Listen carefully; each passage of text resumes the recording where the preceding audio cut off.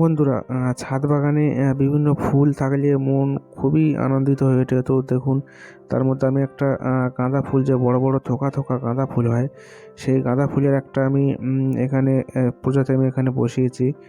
একটা সিমেন্টের বস্তাতে কিছু মাটি দিয়ে আমি তারপরেই গাছটাকে রোপণ করেছি। আর এদিকে একটা কিছু ছোট ছোট গ্রো ব্যাগে কিছু পিটুনিয়া ফুল আমি দিয়েছি। পিটুনিয়া ফুলগুলি সিজনাল ফ্লাওয়ার হয়, এগুলো মানে শীতকালে এই ফুলগুলো এই 2-2.5 মাস থাকে, তারপরে গরম পড়লে এরা অটোমেটিক মারা যায়, এদের এই পর্যন্তই আয়ু।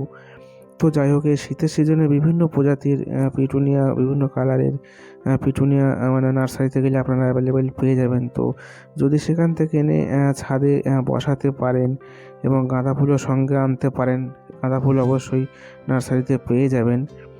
তো খুবই একটা সুন্দর বিষয়। এবং আমি দেখুন আরও নার্সারি থেকে 2খানা গোলাপের আমি এনেছি কলম। এখানে ছোট ছোট গ্রো ব্যাগে এগুলো দেওয়া আছে, এগুলোকে এখনও বড় কোনো টবে প্রতিস্থাপন করা হয়নি। এবং এর দুটো মানে গায়ে দুটো খুবই সতেজ আছে, মাথায় দুটোর কুঁড়িও আছে।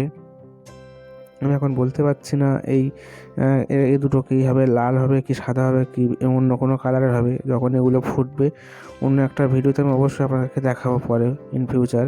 দেখুন, এই একটা সাদা পিটুনিয়া ফুল এবং আরও 3-4 রকমের যে সিজনাল পিটুনিয়া ফুল হয়।